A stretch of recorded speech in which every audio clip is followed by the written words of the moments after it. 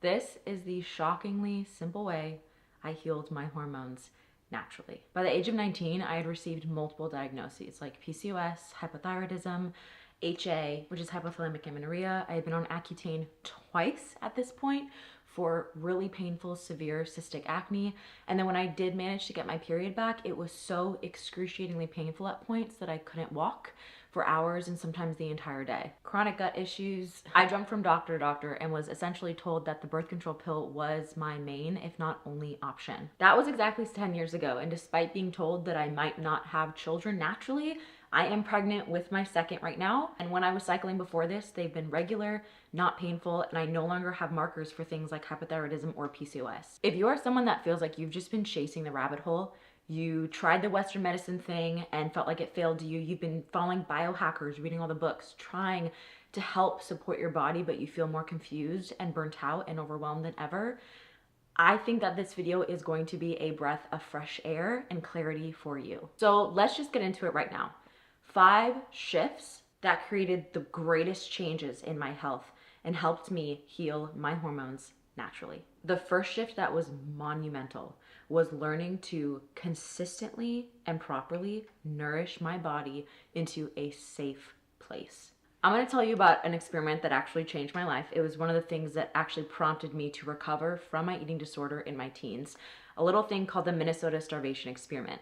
It was a study done in 1944 aimed to investigate the physiological and psychological consequences of prolonged dietary restriction. There were essentially 3 phases, and a few things about this experiment were light bulb moments for me at this time when I was in my college dorm finding this information in the dark side blog web.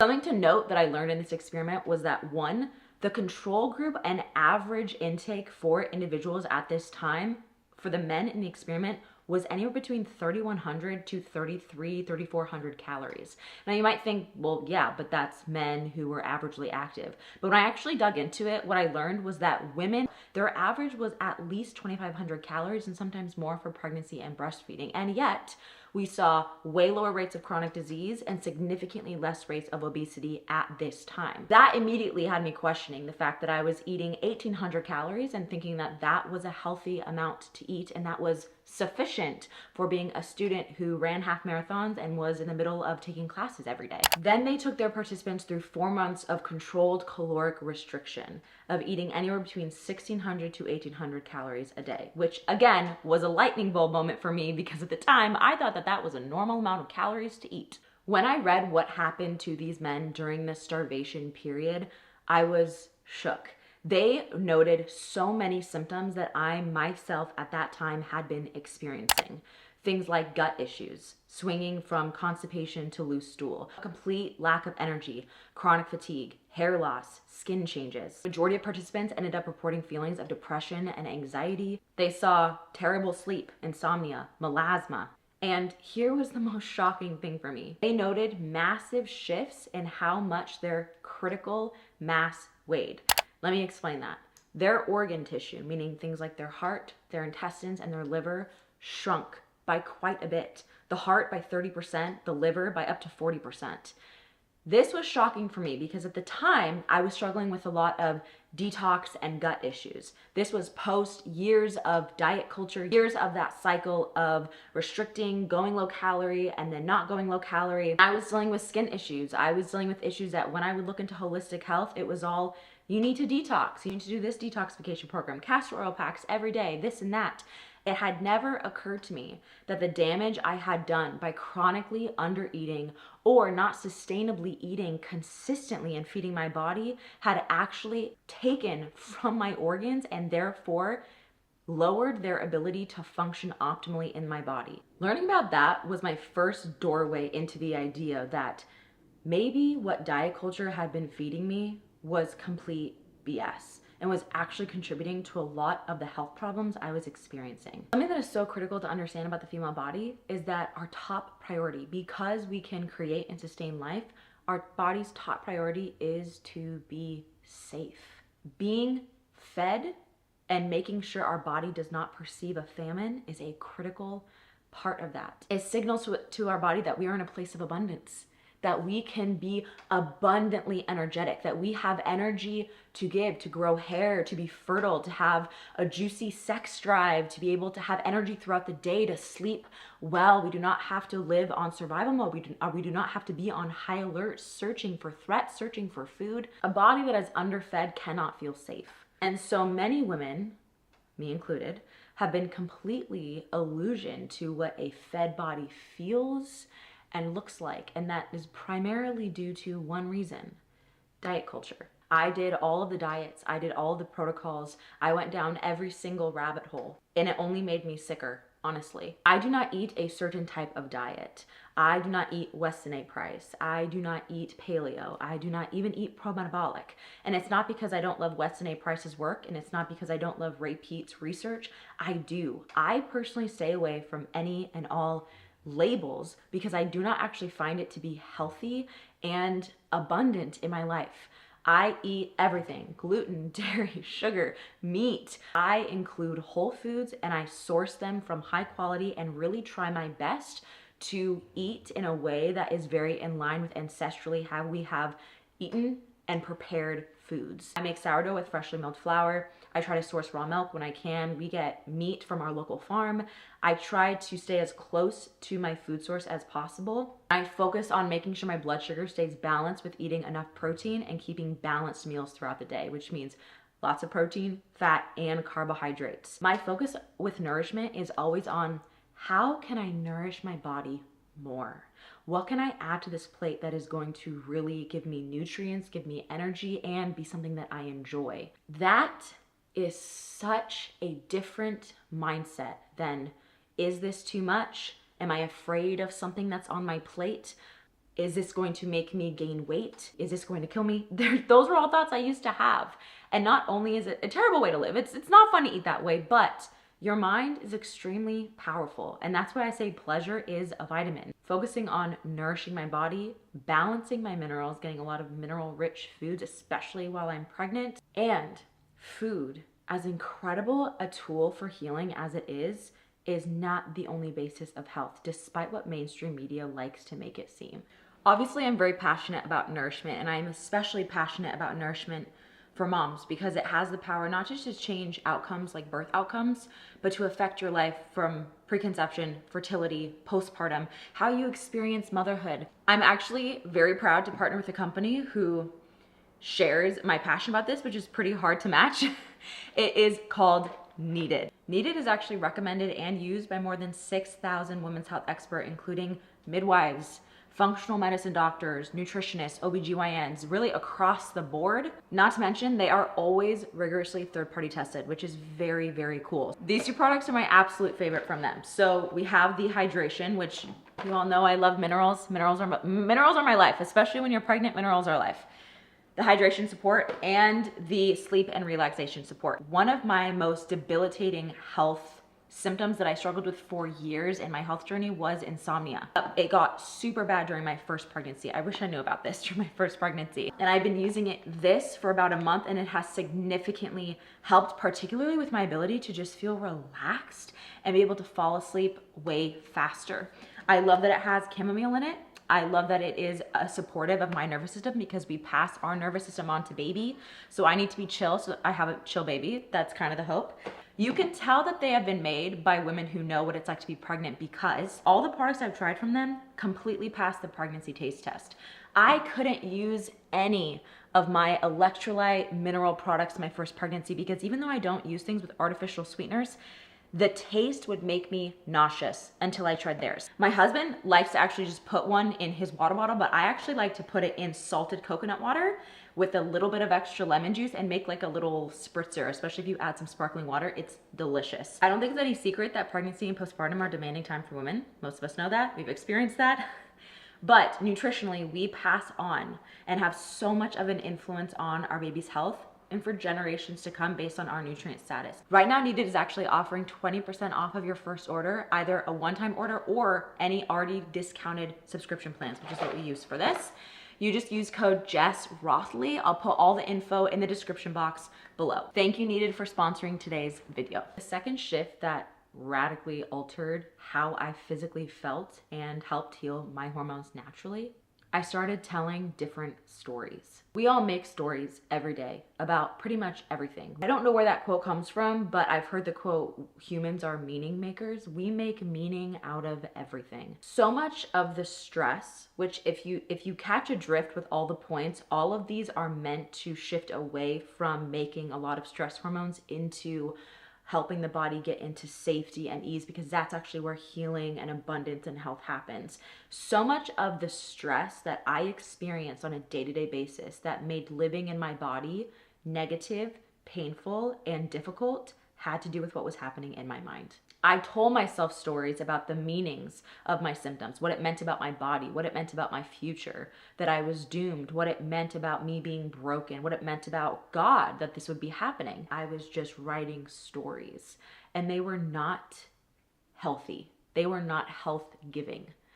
It's so interesting experiencing this pregnancy. I'm like close-ish to halfway through. It has been such a radically different experience than my first pregnancy 4 years ago. I don't know how many weeks I really am, to be honest. I don't have an app. I don't look at an app. I'm just like so much more relaxed, so much more chill. And yes, I have felt pretty good this pregnancy, but I still experienced symptoms in my first trimester, and I chatted about that in its own video. But the difference was I didn't make a lot of meaning about those symptoms. I experienced reflux for a few weeks in the first trimester, and it was not fun. But you know what I didn't do? I didn't go down Google and Reddit and ChatGPT rabbit holes. I didn't say, oh, because I experienced the symptoms, I'm gonna have histamine issues my whole pregnancy, and my baby's gonna have histamine issues. What is this gonna do to their gut? These are things I all felt my first pregnancy. I would go down rabbit holes. I would make meanings out of all these things. I spent so much of my time researching my symptoms, researching health, getting down rabbit hole and rabbit hole. And before you know it, you're in a mold Facebook group and you're convinced that your house is literally molding to the crisp, and that's why you have all your issues. Or you're in a Candida Facebook group, or you go down this rabbit hole and you follow this person. And I literally made myself sicker sitting, stewing, and writing stories about the things that were going on in my body. And I have a lot of empathy for myself and people that do that, because when you don't feel well, when you feel scared, when you don't know, especially when you don't know how to support yourself, that can tend to be our gut reaction. And to be honest, doing that wasn't just a health thing. I did this in every area of my life. I couldn't just accept that my husband forgetting to do the dishes when he said he was going to do the dishes was simple forgetfulness. I would make a story about it. He doesn't value my time. He thinks that I don't do enough around the house, or he doesn't appreciate what I do, or my child's behavior. I would take it personally. I made extra meanings about everything and told stories to myself. That margin, like here's what's happening, and then this margin here, that's where so many of us experience the pain and the frustration and the anger and ultimately the stress. And that stress was seriously contributing to my hormonal balances. I mentioned before that to support the female physiology, we want to feel safe. And the body actually has really incredible mechanisms for survival that will completely alter hormone balance when you are experiencing stress. And a lot of us think about that in terms of like being stressed at work, you know, going through like a stressful or traumatic time, but not many of us actually think about our own minds and the way that we're talking to ourselves and the way that we are experiencing what we're experiencing in our life. Because there's what we're experiencing, which sometimes is not in our control, and then there's our reaction, the stories we tell about it, and how we internalize and integrate it. That is within our control. That is our own experience that we can have a huge effect in it. And I don't know if that's controversial to say. It's something that, to be honest, I have had to learn the hard way for many, many years after feeling like I was just a victim of the way that I felt. When I would be able to exercise less of that control freak nature, less of that shame and negativity, and more peace and letting go and not making meaning about it, that was when I really started to feel, like literally feel my body unclench. And I did not realize how much my nervous system needed that. And things kind of started falling into place.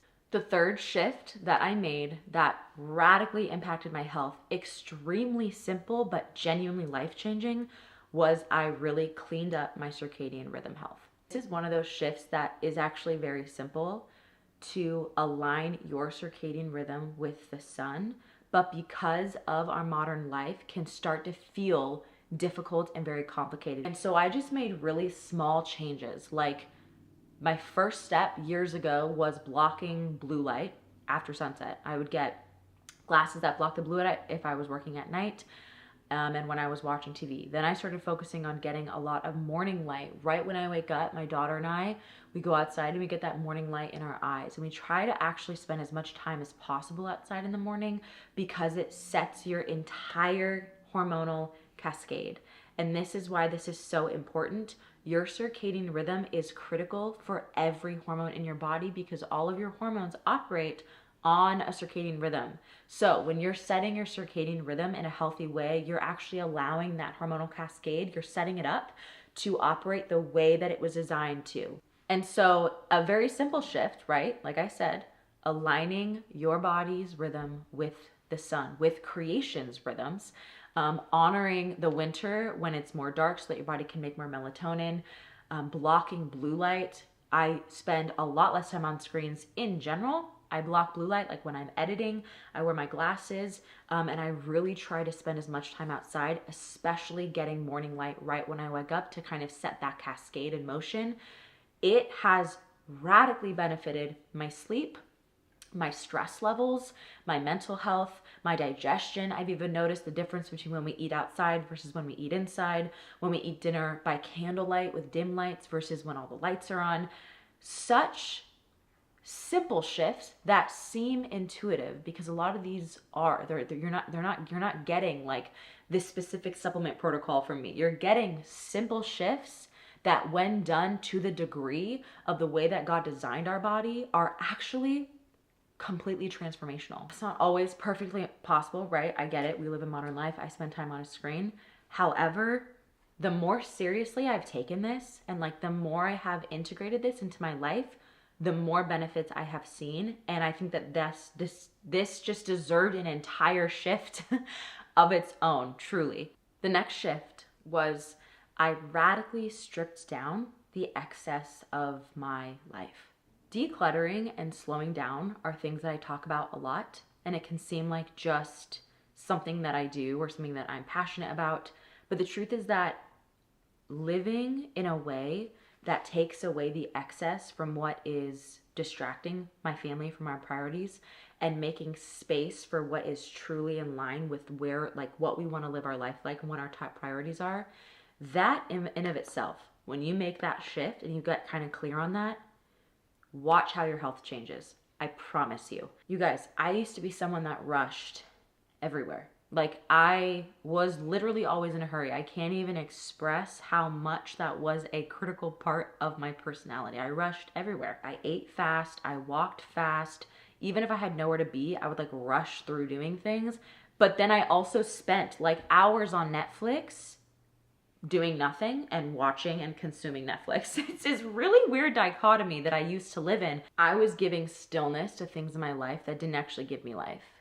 And I was taking stillness away from my real life. And neither of those were actually the life that I wanted to be living. And I was living in a dissonance with that. But I was so distracted, I didn't actually realize it. I didn't realize the negative effects that it was having on me until I slowed down enough to realize it. If you just think about that, wouldn't that be such a huge stressor on the body to live a life in complete out of alignment to how you were designed to live, and a life that like it actually reflects your values and how you want to be living?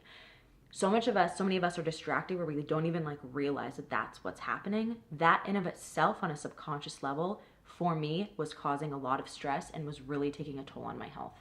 It was actually when I started slowing down, that was when I saw the most transformation, like the hugest shifts in my health. That was actually when I noticed like, oh, the clutter in my home is pretty stressful, you know, like walking into my closet and having a whole bunch of clothes that don't fit and running and telling me that I should be a different size and I'm feeling insecure. That's stressful. I don't want that. I'm going to release those burdens. Like, I didn't realize that. I didn't get into minimalism until I started to slow down just a tiny bit. And it was in slowing down that my husband started to notice that I started to soften. I actually started to be more of a gracious person who could extend more forgiveness. I spent more time with the Lord. And actually, it was in slowness, like months into this, that I felt the Lord put making this channel on my heart, which did not expect to do and has been genuinely one of the more fun endeavors I've ever done. There is so much healing that happens in the stillness, in the slowness.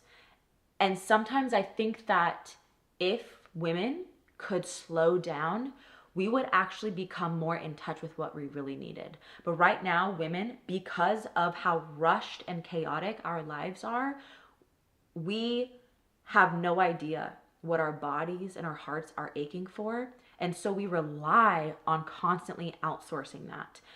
Trust me, I was queen of this. You are following all these biohackers. If you're like me, usually they were like men. So why was I even trying to eat what they eat, doing what they do? I don't even know. Why was I doing that? I was constantly down this rabbit hole, searching, following. And actually, it's like if we just got rid of the excess, right? If you got rid of the excess and you slowed down, you would be shocked what would happen, what would come up, how you would be able to tune into what you really need. But you got to slow down and do it. Number 5, I stopped consuming so much and I started creating. The best way that I can describe this is that when I was living the most out of line with my design, I was doing things like rejecting my body's need for rest, rejecting my cyclical nature, trying to live like a man, trying to suppress my body instead of honor it and get to know it. It was very difficult for me to reflect the creativity of my creator.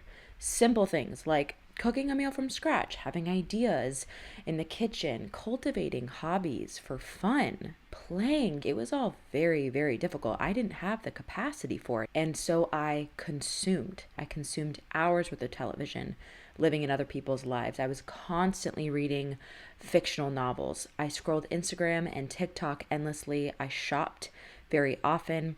I was on the internet a lot. And it was actually the slowing down of my consumption that led to the increased capacity to create. Even on a fundamental level, thinking biologically about what it takes to grow a human, to be pregnant and to feel good and vital and like you have it to give. It's not to say that a pregnancy is lesser than another if it feels draining or exhausting or difficult, not at all. But I often think about this because I believe women especially reflect such a unique ability to create. It's in every facet of our being.